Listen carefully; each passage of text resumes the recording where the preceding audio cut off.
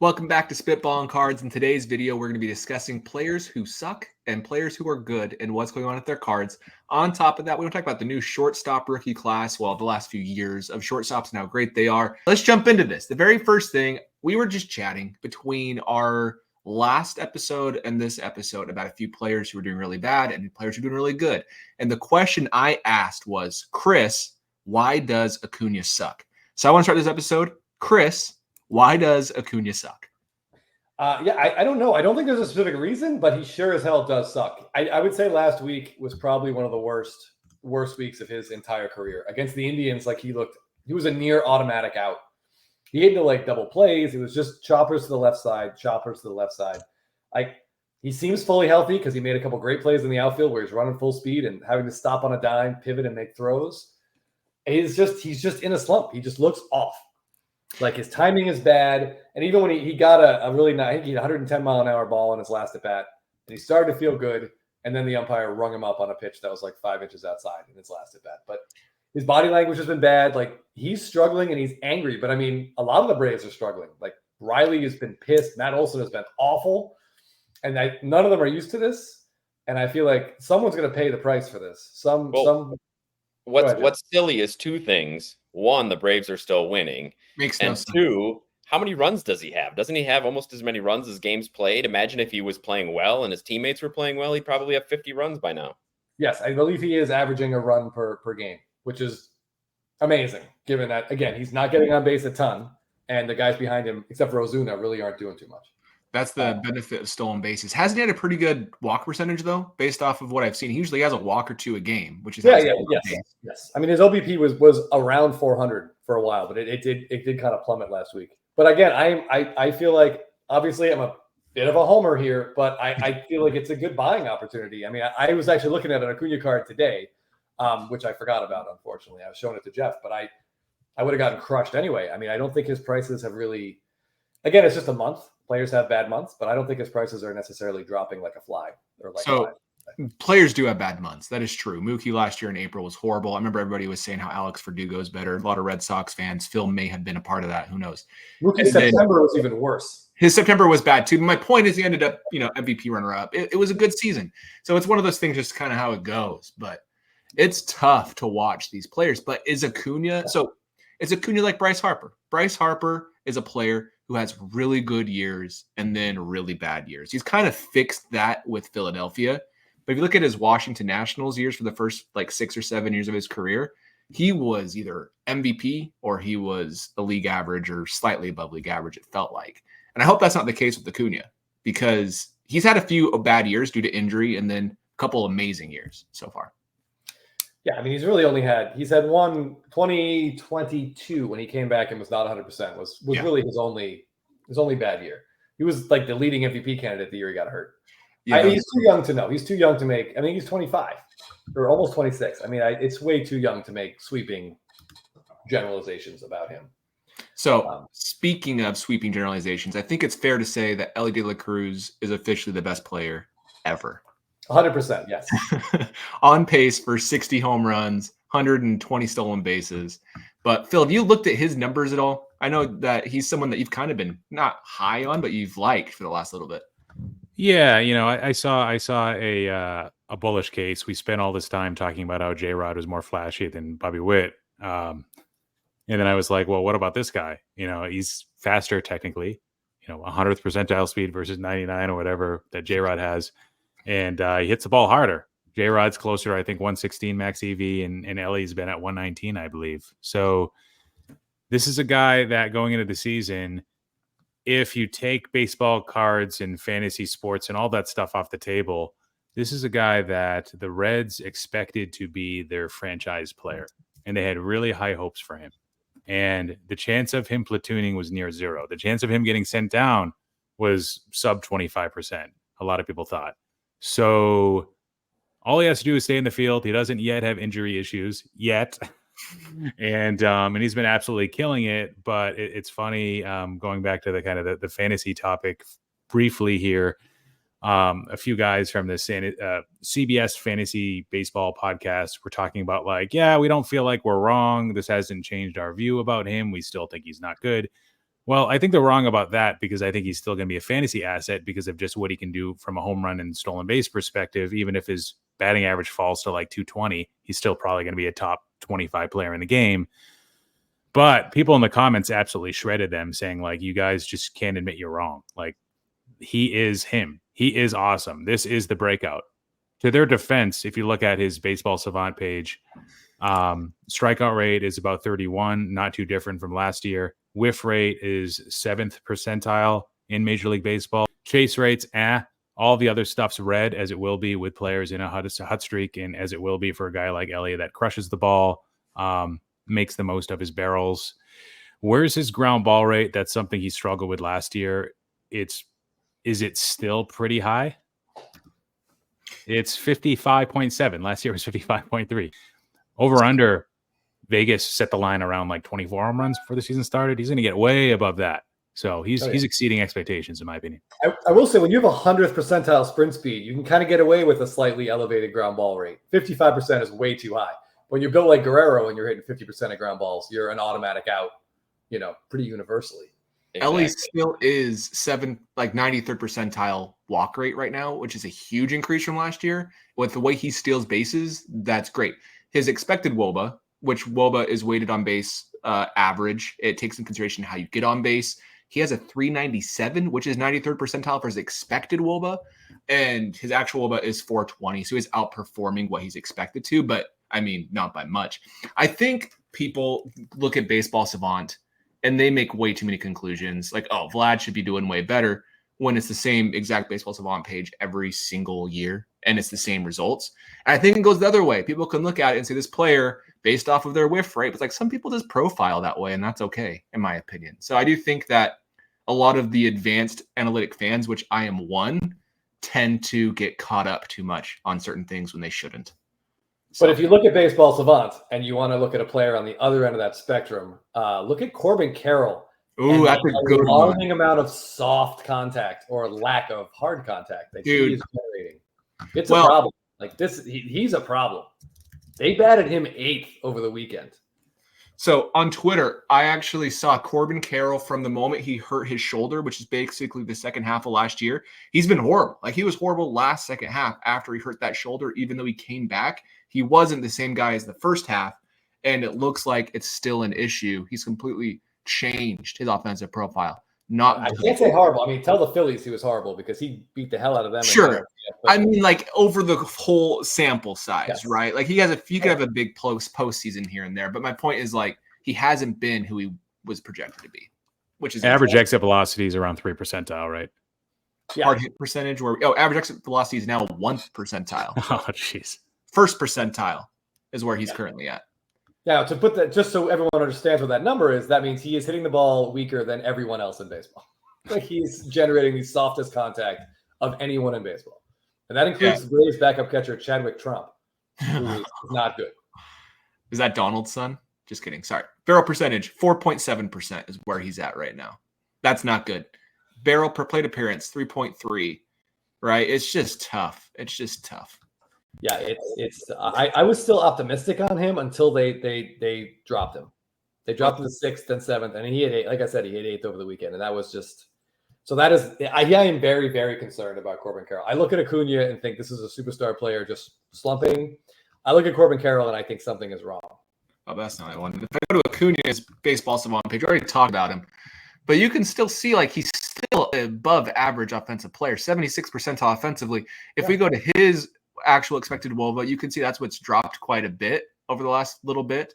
But it's still pretty good. A 365, 356 is pretty good, and he's still underperforming. So it's just showing he's getting a little bit unlucky, right? Just a very bird's eye view of this whole situation.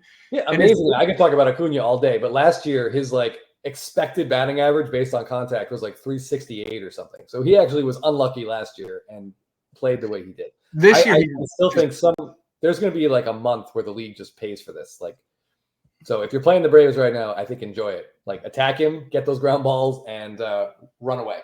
He's up. He just struck out again, Chris. Sorry to tell you. 0 for 2 now with 2 strikeouts tonight. So yeah. Oh, I'm aware. I have it on my May comes in 2 days, so that's when he'll be hot. So. Yeah, the K's are alarming, but as someone who watches literally every single at bat that he takes, he's been like he was having a lot of first pitch outs about middle of April. So you could see him make an adjustment. He started being like more patient. And I don't know if pitchers realize this, but it was just like first pitch K, first pitch strike. And he was just behind the count, and you could see the body language is bad. Like, he is kind of an immature player. Yeah. When he almost gets hurt, like, it is a very dramatic situation for him. Like, he's emotional on the field. And like, you can see that, like, when he won the MVP, he was crying with his teammates. Like, he's really never slumped like this before. So he's going to have to put on his big boy pants and work his way out of this for the first time in his career. And hopefully he can do it. So I will say at the strikeout rate, it's basically where it's at for his career. So it's not super concerning. It's still like at 23, 24%. So it's not like it's 35, right? So I think last year may have been a slight anomaly because he was at 29, 28, 24, and then 11% for his strikeout rate. So I think it's okay. He's regressed a little bit, but obviously it's just because he hasn't been hot yet. But last year, speaking of behind in the count, I'm pretty sure, and I can find this on Baseball Reference, on specific count and on 0-2 pitches. So 0-2 counts, I should say. He led Major League Baseball in batting average with a 385 batting average and a 1.031 OPS on 0-2 counts. Oh my! He was just so good, and so that's hard to repeat, but that's still in the same guy, right? Like, it's hard to believe that's not who he is. Jackson Chourio. Jackson Chourio, you're a Brewers fan. You tell us what's going on with him. He's your big money guy. You guys signed him for the long term. Yeah, Jackson Chourio is our big money investment. Although anywhere else it'd be pennies on the dollar. I think his $80 million contract wouldn't hold up too many places. But he's had some bad at bats. I've watched a lot of at bats in that Yankees series. His OPS is just over 600. I think his OPS plus is in the low 70s. His at bats look bad. He just looks overmatched. And I don't know. I mean, he's not Jackson Holiday bad, but hasn't really lived up to how he looked in spring training in the first week or two of the season. So I'm sure it's growing pains. He's only 20, but it is a little bit disappointing. How's he looked on defense, Jeff? Good. He's good on defense, but that's not paying the bills. 90th percentile on defense right now, according to Baseball Savant, which is good. But if it wasn't for that, he's at negative 0.1 WAR right now. I'd have to imagine he'd be significantly lower than negative 0.1 WAR if it wasn't for the defensive runs. Yeah. But another player who I think he's come around, right? The Rockies kind of helped set him off, in my opinion. And that's Julio Rodriguez. He was real bad, and now he's been playing better. He actually really started to kick it off at Coors Field. I think he had like a couple of multi-hit games there, and it's great. But are you concerned about Julio Rodriguez and his one home run through April? No.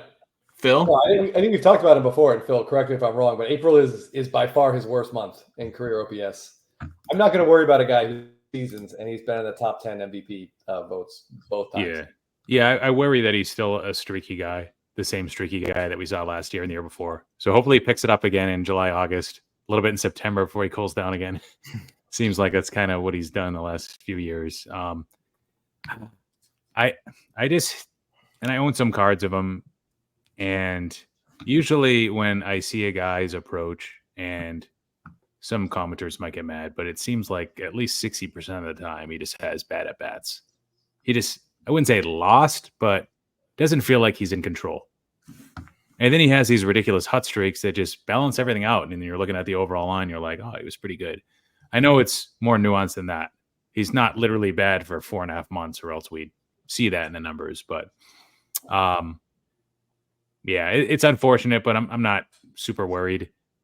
With some of the other young guys, if you want to talk about Wyatt Langford, like nobody's talked about him. People were high on Wyatt Langford, dude. Remember that Wyatt Langford superfractor thing? That's our most viewed video on our channel with like 11,000 views. I bet if we released that video today and the same drama happened, we would get no views. It's just the difference of the hobby moves. He's held his own a little bit. He's got a good eye, so that's translated. But it's crazy seeing these spring training at bats. Literally, spring doesn't matter, right? Holiday struggled in the spring from a K to walk ratio standpoint. Wyatt absolutely killed it, and he just hit his first home run in like the third or fourth week, and it was inside the park. Yeah. So It's fun watching the entire spectrum of like guys that are struggling a little bit, but still holding their own, right? Jackson Chourio, Wyatt Langford, even more so struggling on the struggling side. You see like the Jackson Holiday, like completely overmatched, right? Like, does he even have an average exit velo? Has he made contact with anything? Just kidding. I know he has. And then you see guys like Evan Carter last year that is absolutely, just like a difference maker for his team, and his prices still don't go up. It's like, it's funny to watch the hobby's reaction. It's like you're almost better off being injured than playing well.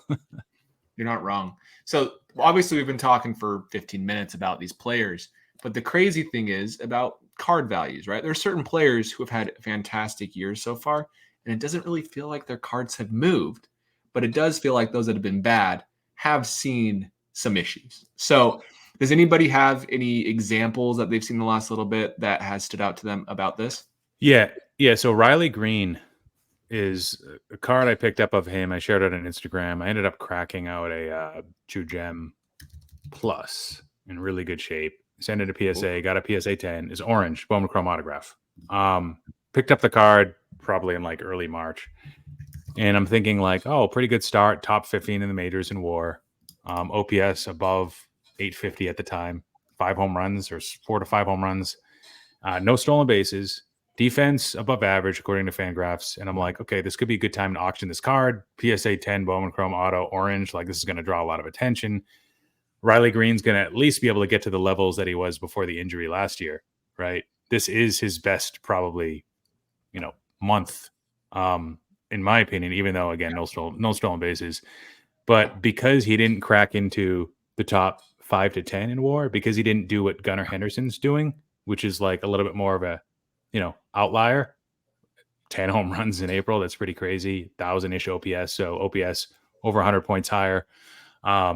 It sold for less than the True Gem Plus. Wow. In auction. And I'm just like, could have sold that to a repacker for like literally $500 more.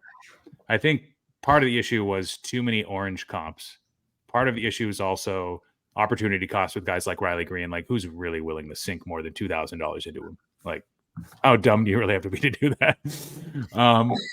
Not saying that he's gonna be bad. He's still young, but like, is he really gonna be more expensive 5 years from now when he's like at Kyle Tucker prices right now? So I don't know. There's some things I did wrong by maybe auctioning that, but I was trying to get some money back from the purchase. That's what we try to do, right? If I was to do this again, I would have done bin. And the guy that bought it, he has the same card of CJ Abrams. And he has it listed in his channel for 5,000 OBO. And he's probably going to do the exact same thing with a Riley Green, listed for 5,000 OBO. Hey, good for him. Hopefully he's watching the channel. And someone's going to pay 4,000 for it. You're going to feel real bad. That's always a terrible feeling. But let's discuss Gunnar Henderson. You mentioned him, Phil. Let me just share my screen, and we can chat about how good he's been. And I don't know if you guys felt this way, but the last few years, it feels like Gunnar has kind of been the sought-after player that's gone under the radar. He's kind of been behind everybody else, right? It was Adley. It was Corbin Carroll. Everybody was ahead of Gunnar. And he's been as good as the scout said, even though he wasn't like the hottest Bowman Chrome guy. But he's been great. So here's his actual numbers: 1.8 WAR, 10 home runs now. This is obviously a little bit old. It's about at 2 WAR now with today's game. It's 177 OPS plus. He's been amazing. If you look at his Baseball Savant page, 86th percentile in batting run value, 100th percentile in base running, and he's fielded his position very well. Like, is Gunnar Henderson the AL MVP right now, in your opinion? Him and Soto, is that who it is? Yeah, I think so. Gunnar, the thing that he had overcome, so I made a comment about him versus Raphael Devers and Austin Riley. Austin Riley and Raphael Devers have issues with walk rates, right? They're close to like 6 to 8%. That's going to kill your WAR. Riley's had below average defense in most seasons except for last year. Devers is in pretty much all seasons below average defense. So Gunnar playing some shortstop as well, I think, this year. Is he? Maybe. Ramon Urias is gone and Jackson Holiday was playing more. I can look real quick on his splits. Yeah, so like the defensive advantage, he's got the base running advantage, 90th percentile sprint speed or so.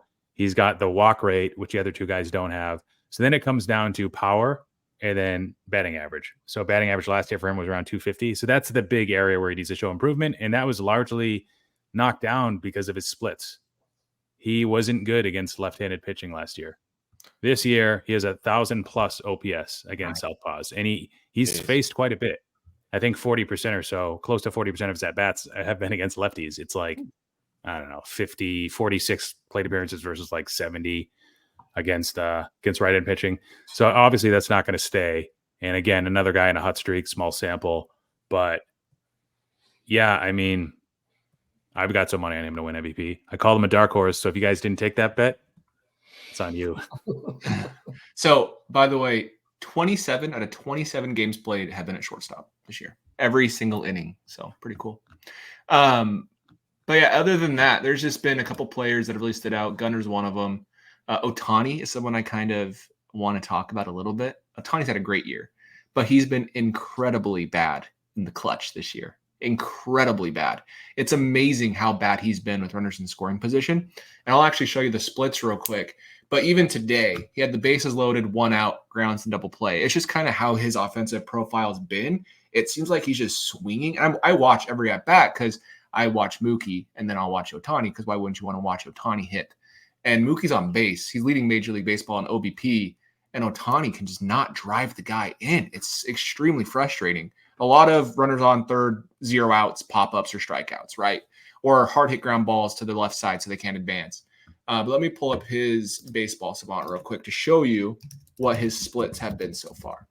So from a general standpoint, while Scott's pulling that up for the three of you, do you guys believe in clutch hitting as an actual thing? Like, do we believe that exists?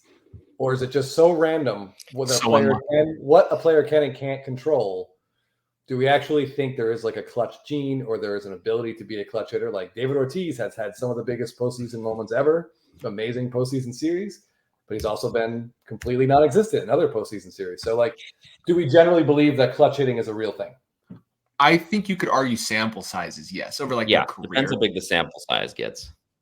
But the funny thing, you say that, right? He's been slaughtered the last 2 postseasons for not having a good postseason, but he's led Major League Baseball in a bunch of stats with runners in scoring position. In 2023, if we look at his runners in scoring position, he was, where was he? Bases occupied. Last year, he hit 383 with a 1.144 with runners in scoring position out of the leadoff spot and had 73 RBI. And then this year, he's been even better. But if we look at Otani, let's go to his splits. And I haven't looked at his career splits. Maybe this is something Angels fans have known, or maybe it's literally just the first month of the year. But no men on whatsoever, sitting 414 with a 1.3 OPS. With runners in scoring position, he's had 40 plate appearances, 177 with a 485. So 1,000 points lower almost, which is pretty crazy.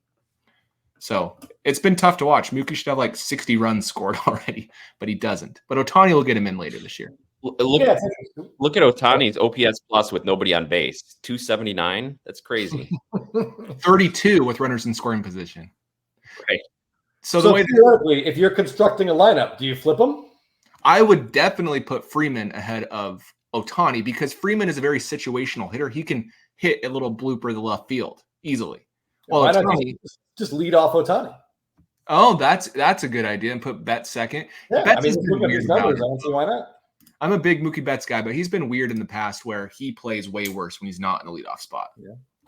So I don't know. I'm all in on Otani. I'm going to play the small sample size game. That 119 mile an hour base hit he had in Toronto was pretty impressive. I think the second baseman definitely pooped a little bit when that ball was hit. So one thing I want to point out, and then we can jump to an actual more baseball card centric. We talk about Gunner and how good a start he's had. I was actually just looking at his spray chart.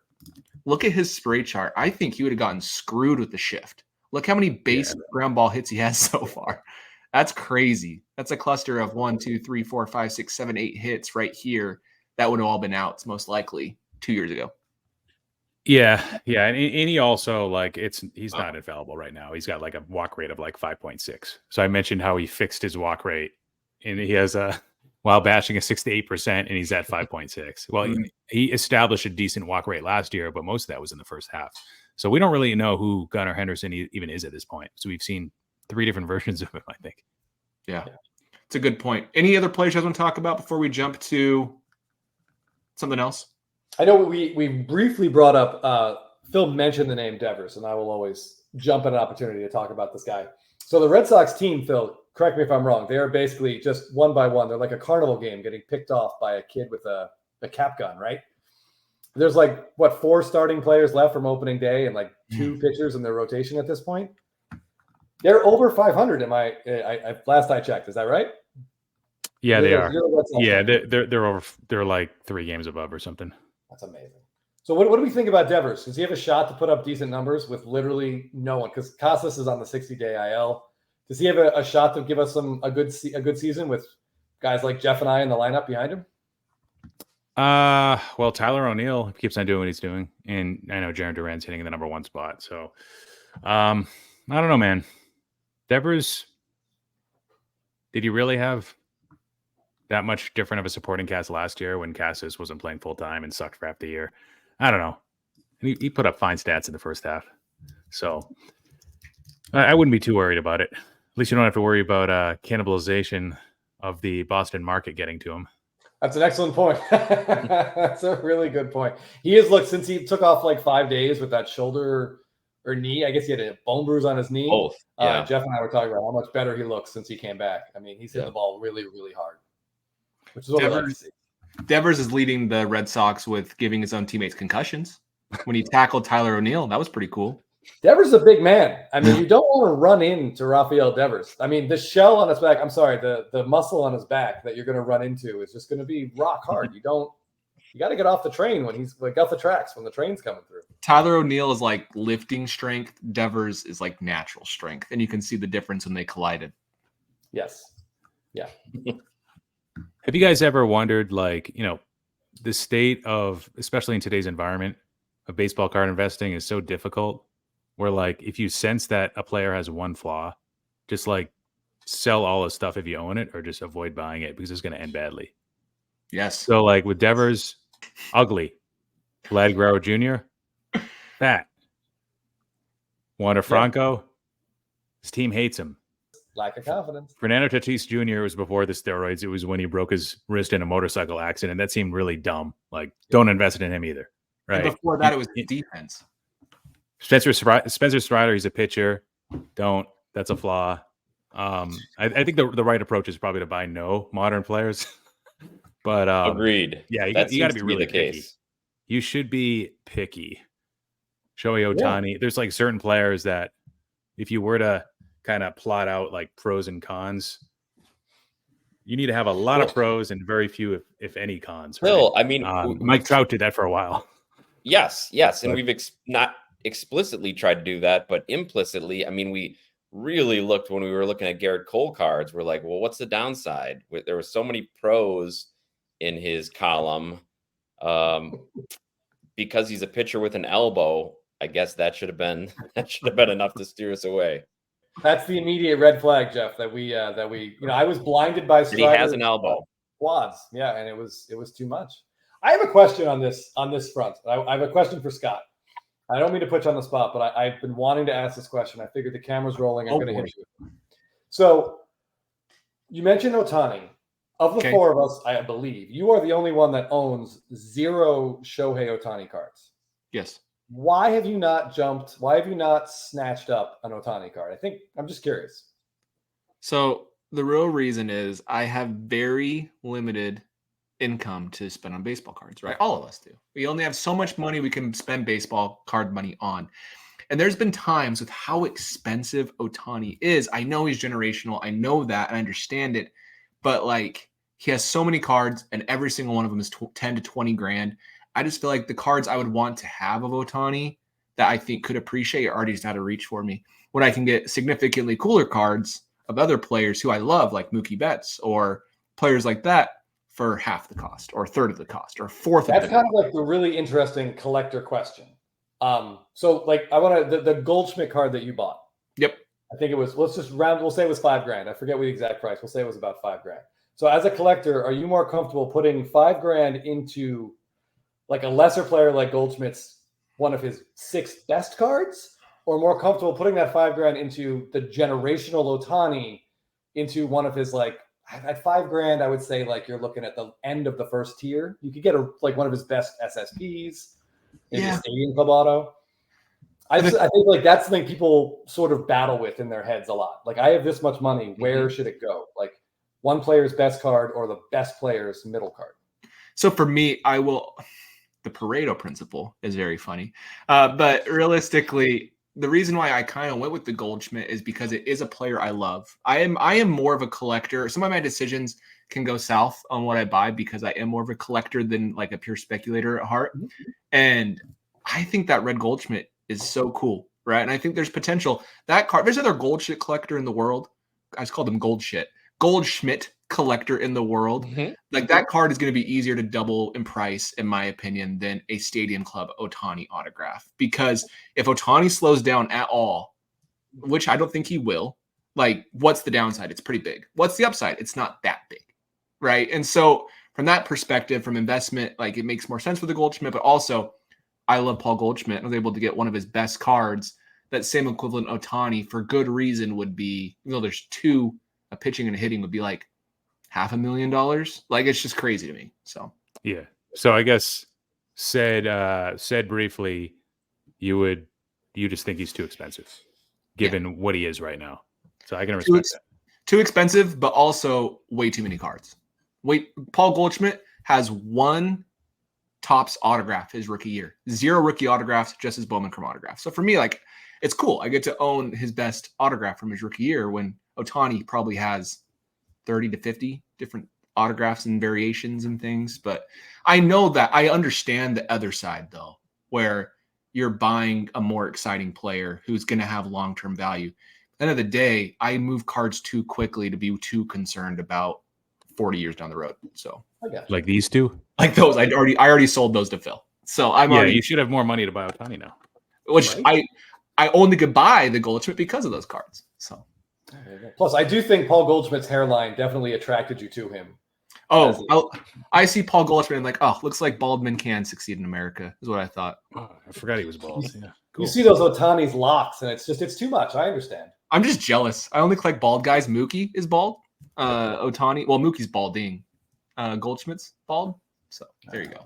Mookie's just balding and not bald. Yeah. I don't know. Is he? Let's look up his hairline real quick. Depends on who you ask.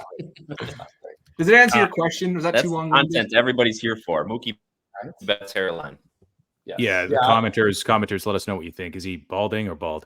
I was going to add Otani. His best cards are frequently up for auction. Yeah. So that availability, like somebody like me who doesn't have the money to buy one of those cards, I'm not particularly interested in the idea of it because they're always up. Like his blues, his golds, maybe not his oranges as much, but I feel like I see his blues, greens, atomics up for auction a lot. Yeah, I haven't seen one of the reds in a while, though. I got to be honest. I wonder what his highest sold red is. Let me look real quick. Yeah. A lot of his real high end, I haven't seen sold for a long time for good reason. People are holding on to those. I don't blame them. But yeah. So what's your perspective? Obviously, it's different because you have a lot of Otani. When I talk about a lot of players, I don't own a lot of cards. A lot of people, but I own 0 Otani cards. Besides, I do that. That's one of the. I just want to talk about it briefly. I mean, were you like Goldschmidt? I really like Freeman. So for me, it would be a difficult question. Do I get like a really, really good Freddie Freeman card, or a good but not as good Otani card? And so here's a hypothetical: the Freddie Freeman red Bowman Chrome autograph this last year sold for like 15 to 20 grand. Red, out of 5, one of his best cards. Or you can get a Otani blue pitching Bowman Chrome autograph numbered to 150. It's the same price. I would take the Otani. You would over the red Freeman? Yeah. I guess why is that? I just feel like I love Freddie Freeman, and I'm trying to ignore the fact that I have more Freddie Freeman cards than I do Otani cards for this, just like in a vacuum. I feel like 20, 30 years down the road, we are still going to be talking about Shohei Otani. We'll be talking about Shohei Otani for the next 50 years at least. But Freeman, as good as he is, as much as I like him, as good a person he is, as great a player he is, he'll retire, he'll go into the Hall of Fame, and then I just don't think there's going to be a ton of talk about, a first baseman with 400 home runs and 3,000 hits. Like there are a lot of those. Yeah, Phil and Jeff, that pool would of you collectors take? grows smaller and smaller. Yeah.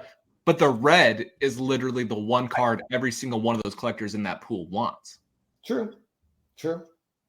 Yeah. I know, and it's from what you were saying, you're looking at as the Goldschmidt is not only a better card for you as a collector, but you were saying you think it's a better investment because you think there's going to be enough people, enough Goldschmidt collectors that would want that card, card would be easier to double. So I don't know. I don't know if I agree with that because I think the bigger players, yes, Otani has a lot of cards, but I just think his collector base is so high that I think if just doing it from a purely investment standpoint, I would think that would be a easier way to flip your money.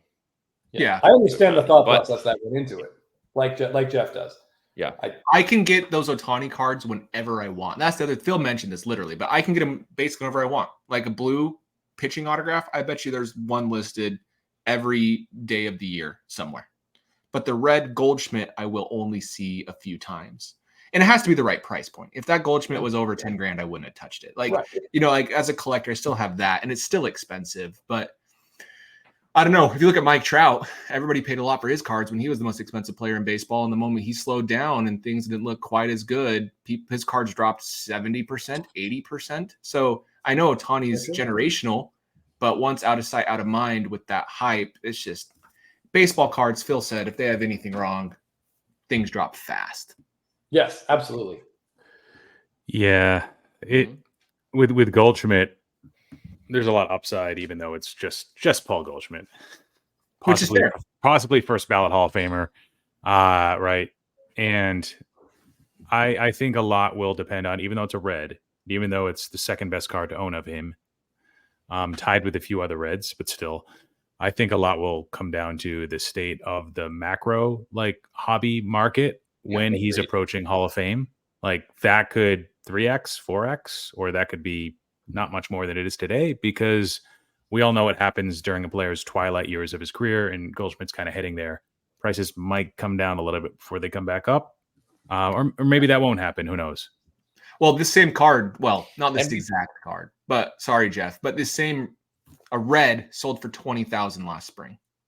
Another red sold for $11,000 2 months ago. The slow start's partially why I was able to even buy it. Yeah. Right? And so I don't know how much lower it could even go, because there were a lot of buyers right underneath me, in my opinion. So, Jeff, what were you saying? I was just going to say that we've seen the Hall of Fame bump become kind of a myth. So I don't know. I'm going to be interested to see what happens with guys like Pujols and Cabrera as their bad years recede further into the rearview mirror, and we start to remember their good years, and then they get to become Hall of Fame eligible. Will there be a renewed interest in their cards? Because if there's not, I think that's going to be really telling for the next generation that's coming past. Yeah. It obviously wasn't for guys like Posey and Mauer and those second-tier Hall of Famers. Now I want to see it for those top-tier Hall of Famers, if it will be. So I do want to talk about that Hall of Fame bump. I think the Hall of Fame bump still exists. I've actually looked into this a little bit. It just happens earlier. Yeah. So right now, Ichiro is going to be in the Hall of Fame ballot. I bet Ichiro's Hall of Fame bump has already happened, or it's going to happen. Like it's not going to happen right before, right after. It's going to happen in the year or two leading up. Same with Joe Mauer. His cards have gone up a ton in the last few years because it's already happened. The Hall of Fame collectors that we talk to, they already get all the cards that they want of the players that they know are going to be in the Hall of Fame. Yeah. The only ones that they don't really know, like a guy like Fred McGriff, once he's announced, you see a little bump, and then eventually it comes all the way back down. Yeah, but come down. What about a guy like CC Sabathia, who I think is going to be on the ballot next year? Pitchers are so hard. They're so hard. I think CC Sabathia to be a first ballot Hall of Famer, one of 17 pitchers ever, 3,000 strikeouts.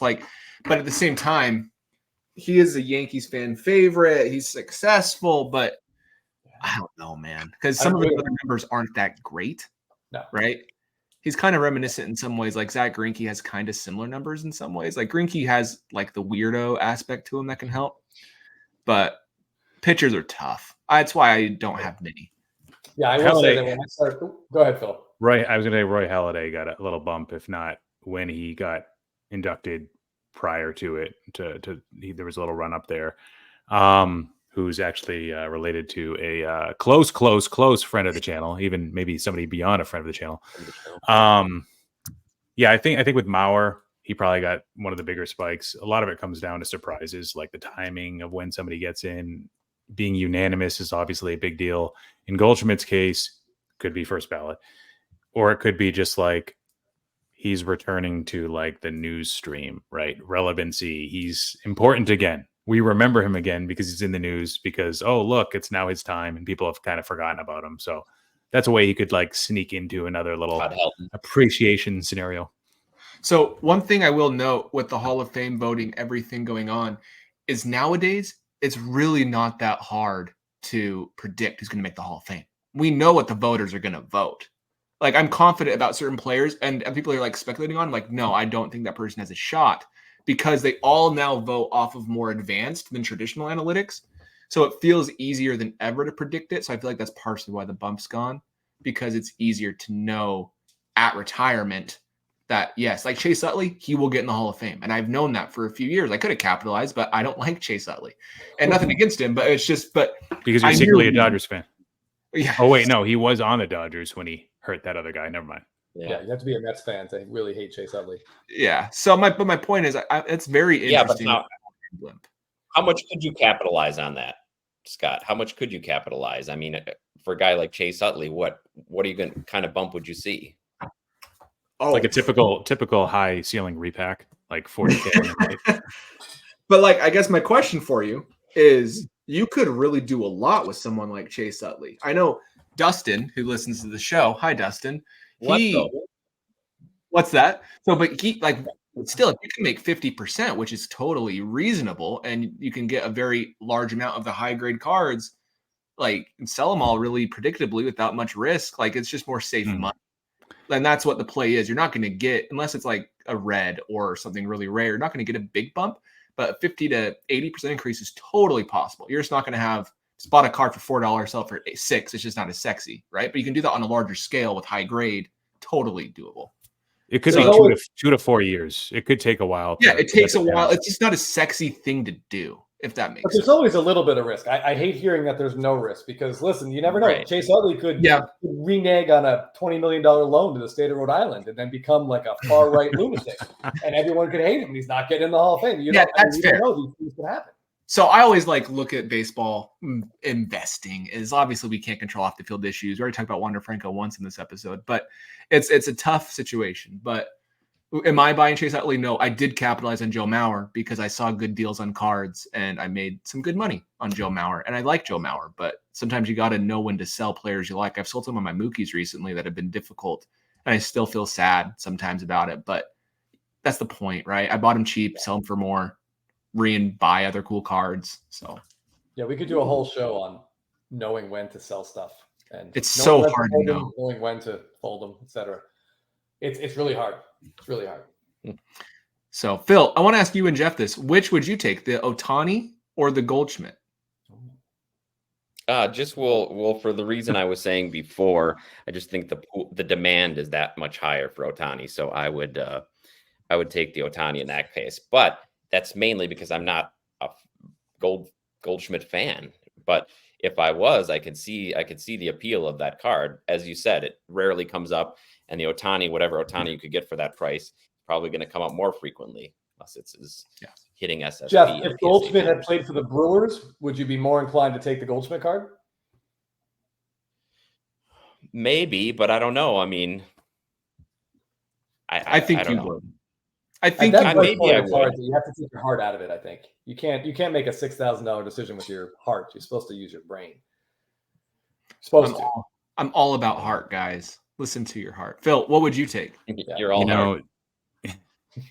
I've mentioned a little bit on this channel before about how team market environments can change from year to year, and certain markets, like in my opinion, the Orioles, are on the upswing. Now, I talked to a guy who might be listening, probably not, but he had said that Baltimore is not going to return because they lost too many fans with the Nationals coming in and them not being competitive under Peter Angelos or whatever. And there are serious barriers to that team gaining momentum underneath Adley and all these other young stars. But I disagree. And I think the Orioles are on the upswing. The Cardinals, however, is where I'm trying to get to. We're on the downswing. And I just can't really picture a scenario for Goldschmidt's values to rebound this year.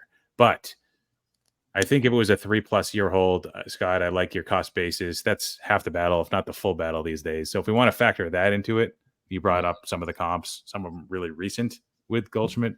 Even the one you say last year, it's over like closer to 20K in a similar market environment, although not the same. Yeah, 3+ years, I probably take boring Paul Goldschmidt, boring bald or balding Paul Goldschmidt. And a lot of my plays, I think, are going to be 3+ years, and then I sell them to Phil for slight losses in the same year. So that's just who I am as a person. But anyways, so this has been a less scripted episode. Let us know if you enjoyed just kind of some banter versus having like actual topics that we discuss. We'd be happy to do more episodes like this in the future, but we appreciate you watching and listening. Let us know what you would take, which card you would prefer, the Otani middle of the road card or a Paul Goldschmidt very best card. And we will see you all in the next video.